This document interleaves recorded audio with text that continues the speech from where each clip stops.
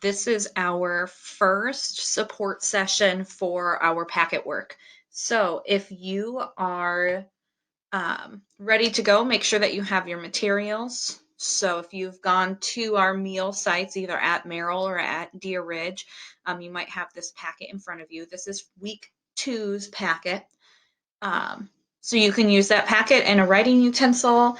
If you haven't gone to the meal sites, remember that you can download and have access to these same materials through the DMPS website. So you can download those. If you have a printer at home, you can print them off. Or you can just pull them up on a device and then do the work on a piece of paper next to it as well. Or you can just do it along with us. So we're going to do just the sixth grade English language arts for week two today. We're going to start by just reading it, and then we'll take a look at some of the questions, and I'll give you some sentence starters and some ways to do this. So what heroic acts, big or small, have you witnessed in your community, the country, the world, in light of recent events? So this starts with a little excerpt from a New York Times article called Helping Hands by the Learning Network. And they do include the link there for the article. So if you access this online, you can pull up that actual article and read the rest of it if you are interested. So this little excerpt says, Fred Rogers, known to generations simply as Mr. Rogers, famously said he was always comforted by something his mother would tell him during times of disaster. Look for the helpers. You can always find people who are helping. People all over the world are pitching in to help during the coronavirus pandemic, like the army of homebound Americans who are crafting thousands upon thousands of face masks to help shield doctors, nurses, and many others from the coronavirus. Who are the helpers who have impressed you during this pandemic? Whether because they're doing something heroic or because they help in your own life or community in some way. So just take a second to think about that question. Who have you seen helping in your community, in your family, through the news? Who is working during this time to make the world a better place? It might be small scale, so maybe it's just your mom is working, trying to keep you on schedule while also working and doing her job at home. It might be your dad. Maybe your grandma or an aunt is sewing face masks and donating them to people. It could be, if you go to the meal sites, it could be the teachers and the adults that you see at the meal sites helping out. There are lots of different ways that people are being helpers right now. So next we're going to look at this image here. So we've got this visual, and I want you to just take a look at this picture. Oops, sorry. There we go.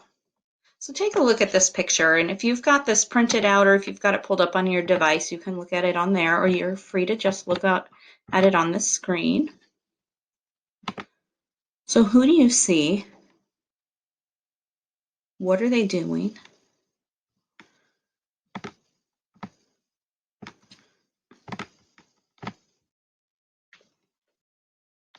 What colors are they using?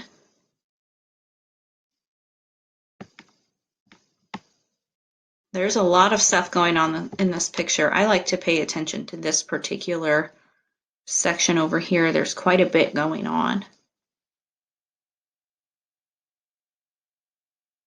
And I want you to start thinking about, why would the New York Times put a picture like this to go along with this article?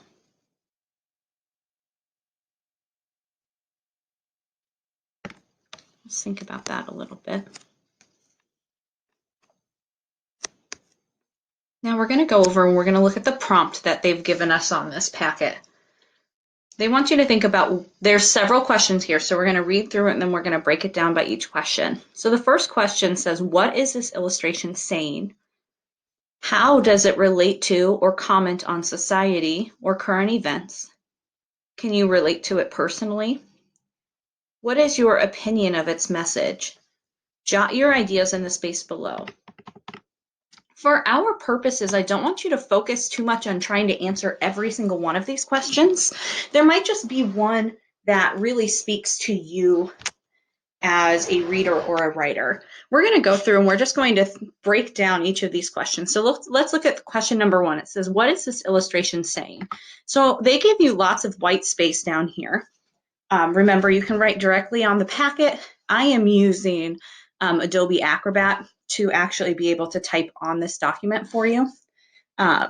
You can use a regular piece of paper, or you can just think about what would your answers be. You can articulate that verbally. You could record it. You could record your answers in a message and email it to me or send it to me or some of your teachers. We'd love to hear what you were saying. But this first question says, what is this illustration saying? Well, obviously it's a picture. It's not literally saying anything, but what is the message that they're trying to send across? So we're going to think about, I'm going to change my text color just to make sure that we can see that it's different from the original question. So what is,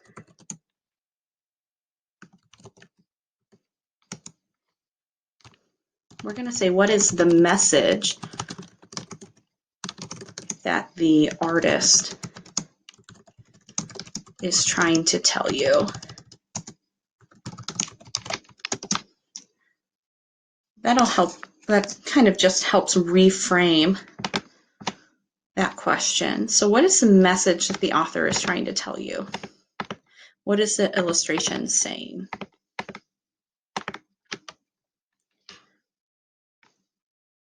Let's do our question. So our rephrased question, maybe let's make it a dark blue.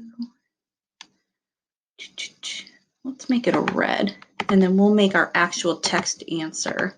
So one of the ways that I might think about this question is I'm going to look at the actual visual. I'm going to look at the picture, and I'm going to see what is there an overall theme that I can see. And there's one that I can see right away. I see it here. I see it here. And you can definitely see it here where we've got people in this chasm. I would say that this picture, and I'm also going to think about the fact that this picture was put with our passage that we just read about helpers. So I'm going to think about that context as well. And so when I go through here, I'm going to think about the context through which this picture was given, which was that article of helping people, as well as what I'm seeing from the picture. And one of the ways that I might answer this question, so what is the message that the author is trying to tell you? What is this illustration trying to say? I might say something like, the artist is showing that there are people who need help. And here I'm going to provide an example. So I'm going to provide some evidence. So who are some of the people that need help in this picture? Well, we've got people falling into this pit. So I'm going to say people falling into the pit. You could also use the word chasm, would be a great word to use here, except Miss Smithman, you guys know, isn't always the best speller. So she's going to double check the spelling of chasm. You know, I don't really mind. There we go. It looks like it's an H. So CHASM. I use my speech to text a lot to help me with spelling. I also use Google. So don't feel bad if you need to check your spelling, because even Miss Smithman has to do it. So we've got people falling into the pit or chasm. I'm going to put a comma here. Somebody else, so you can't see her, she's off the screen. There she is. We've got this person who's falling. So we're going to add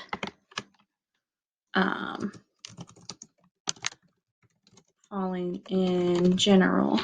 And then we've actually got a few people here who aren't falling. We've got somebody who's crushed by a rock, and then we've got somebody who looks like they're just emotionally not doing very well. So we can say sad people as well. And we're going to put that all in parentheses as our evidence. So the artist is showing that there are people who need help. And we've listed a few instances of that.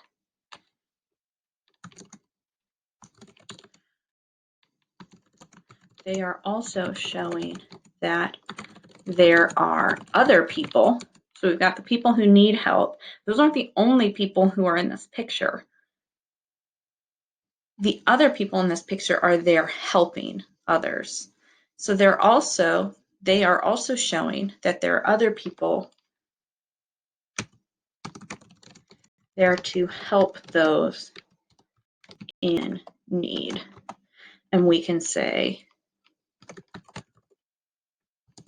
so here I'm going to look at my evidence, and I'm going to align my evidence for the people who are helping in the same order that I listed it. So I listed people falling into the pit or chasm first. So I'm going to talk in my evidence, I'm going to provide evidence of the people helping. So I would say people pulling or holding on. I'm going to say, because I'm using the word people a lot, I'm going to try to use a different word than people. So I'm going to use that word helpers because it was used in the text that went along with this picture. It was used in that little snippet from Fred Rogers. So they are also showing that there are other people there to help those in need. For example, helpers pulling or holding on to others. Next, I said people falling in general, so I'm going to say helpers catching people. Then I also said sad people, and I'm going to say helpers comforting others. So at this point, I'm going to reread my question and make sure that I've answered it in a way that I feel like it's done. So what is the message that the author is trying to tell you? So I've talked about what literally the author has shown us, that we've got people who are struggling, people who need help, and that we've got people who are helping. The other thing that I'm going to add here is I don't see a single person in this picture who needs help who's not getting help from a helper. So I feel like there is an overall theme in there that even though this feels like a really chaotic, kind of stressful time, that there are lots of people here to help. It doesn't feel hopeless or helpless. It feels frantic and it feels a little scary, but it's also good to notice that everybody here is helping. So I'm going to put some sort of statement in there here too. So I'm going to reread what I wrote. The author is showing that there are people who need help, people falling into the pit or chasm, people falling in general, sad people. They are also showing that there are other people there to help those in need. Helpers pulling or holding on to others, helpers catching people, helpers comforting others. So I'm going to give it more of a conclusion statement at this point. I'm going to say overall, the author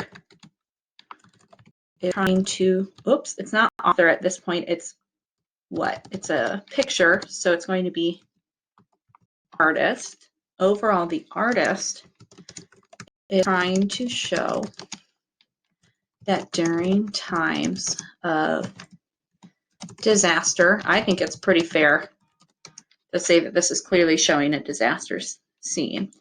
The artist is trying to show that during times of disaster or struggle, there are always people who will be working to help others. I'm pretty confident with this answer, not only because I have a lot of evidence for this from the picture, but because when we think about where this picture was used, if we go back to the text originally, this was kind of the overall idea of that text too, that even in desperate times, In times of disaster, that's even mentioned up here, you can always find people who are helping. I believe that this artist is trying to say give that same sort of message, which is why the New York Times decided to couple this picture with that article. That's just my interpretation. So remember that art as well as text is interpretive. So you just need to make sure that you have evidence to back up your answer. We've got a little guest here. That's one of my cat's teddies. So as we're doing these videos, you might see him or his brother Renly pop in and just hang out behind me. So now this is a pretty nice answer. There are other questions in here. So how does it relate to or comment on society or current events? Can you relate to it personally? What is your opinion of its message? We're going to do the second question. So how does it relate to or comment on society or current events? But we're not going to do the last two questions. If you want to do those on your own, you absolutely can. We're just going to jot some of our ideas to the second one. So how does it relate to or comment on society or current events? So let's think about what that question is actually asking. So we're going to rephrase the question down here. I'm going to switch my text color to red. And I'm going to relook at the question. How does it relate to or comment on society or current events? So let's focus on the current events. So how does this, it means this picture, relate to current events? What is the big current event that's happening right now? It's the reason why we're not in school. It's the reason why we're doing this sort of packet work. It's our coronavirus pandemic. So how does this picture relate to, we're going to say, the coronavirus pandemic? So I'm going to think back to this idea that we've got a time of disaster or struggle, which we're definitely in right now. And this idea that there are people who are willing to help others. And this idea that people are struggling. So it relates to the coronavirus pandemic. How does it relate? This picture relates to the, I'm going to shorten it to pandemic.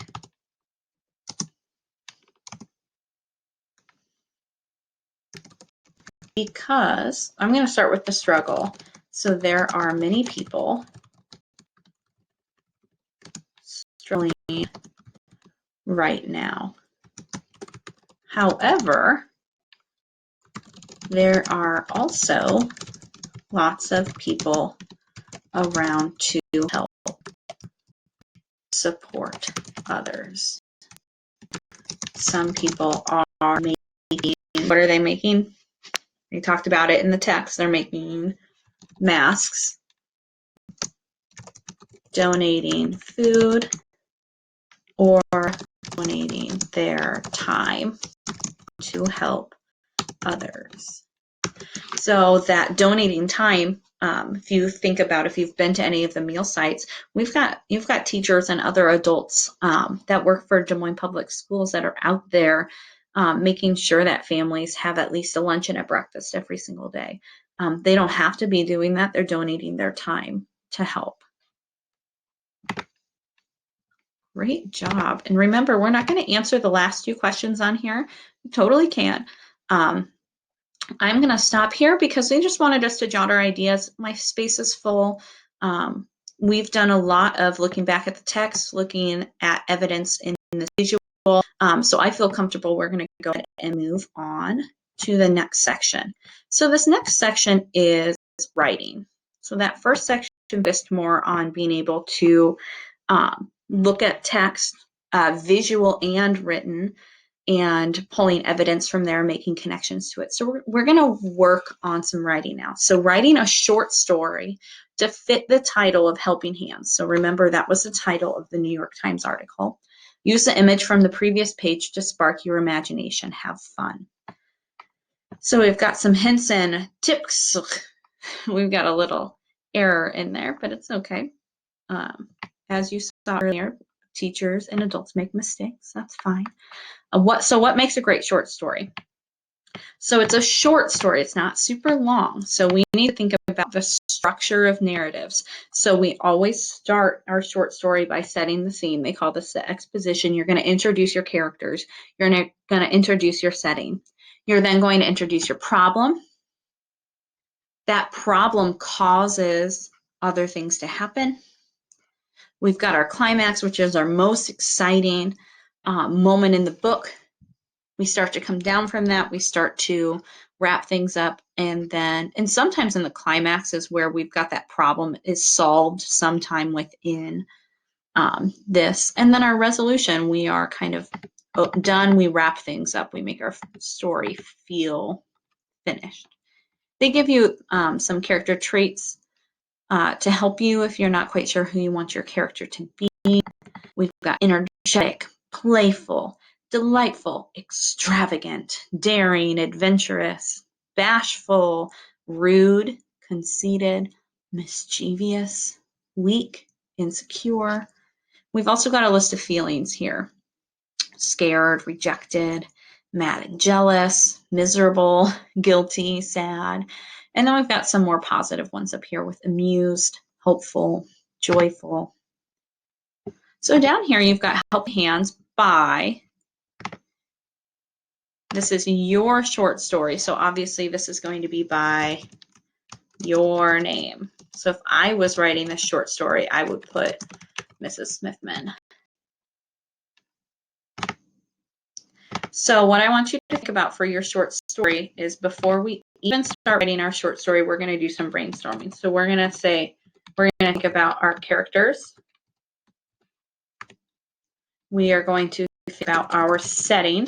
So remember, our characters is who. Make this a little bit longer. Our characters is who is in your story. Our setting is where and when. So where does it take place, but also when does it take place? I'm going to see.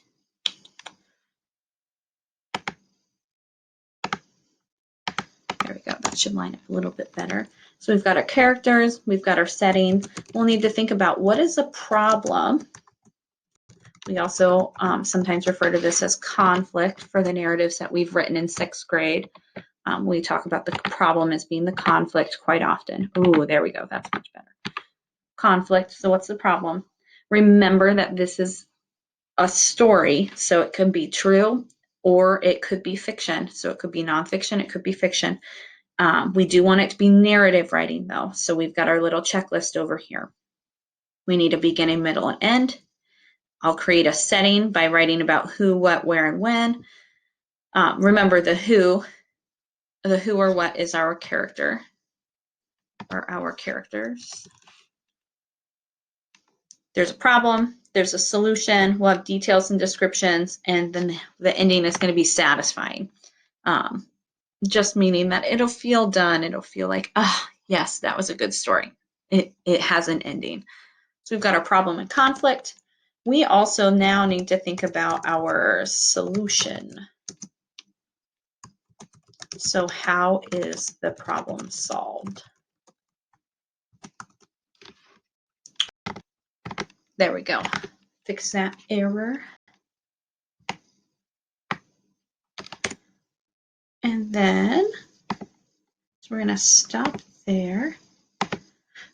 Next, I want you to think about, we need a very clear beginning. So we want to establish our characters, setting, and problem here. So think about what is going to happen in the beginning.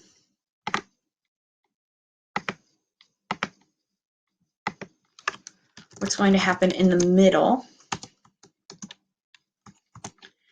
So what happens because of the problem? So let's say that your problem is that your character is, maybe it takes place in a school and your character is being bullied. That is the problem. So think about what would happen because of being bullied. So maybe your character starts to feel sad. That's one thing that has started to happen. Maybe your character no longer wants to eat in the lunchroom because that's their bully is there. So they've changed where they're eating. Um, and then maybe the character starts doing or not doing as well in school because they're just worried about that bully all the time. Those are all things that might happen in the middle of your story, and they've happened because of the problem that you've set up. So we've got a nice rich problem. We've got our middle, what's happening. Your middle should be, this should be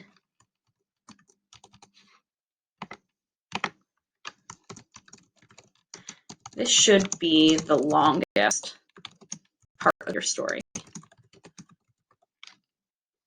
So if your beginning might only be a paragraph. In your middle, you're probably looking at 2, 3, 4 paragraphs. But remember, it's a short story. But your middle should be longer than your other 2 sections. And then we've got our ending. So we've got our nice middle. We've got our beginning. We've started it. And now we've got our ending. So you need to think about, how is the problem solved? And remember, not all problems are solved. It's okay if your character doesn't have their problem actually solved, but maybe they just find a way to deal with it or cope with it. If your character is feeling sad, maybe the problem in your story is that your character had a loved one who died. And like if you're writing a realistic story, you can't solve that problem by bringing somebody back to life because it's not realistic. You could if you make your story science fiction or fantasy, you totally can do that. But the ending for that, the resolving, might be your character then feeling better or starting to cope with some of the sadness of that in a better way. So maybe they're now embracing the memories. They're not feeling quite as sad. They haven't solved the actual problem of their loved one dying, but they have solved their feeling behind it. So remember that our problem being solved doesn't necessarily mean that the problem has gone away, but that there's been some sort of resolution or closure for our character. So how is a problem solved? And then how will you end your story? If you're having a hard time starting or stopping your story, I recommend that you take a look at how books or short stories do it. Look at some examples of how other authors have done it as well. If you, once you've got all of this problem or this organizing, this brainstorming done, you should then be ready to write your story. So remember, we always want to indent. So that means that this space here, if I was going to write my story, blah, blah, blah,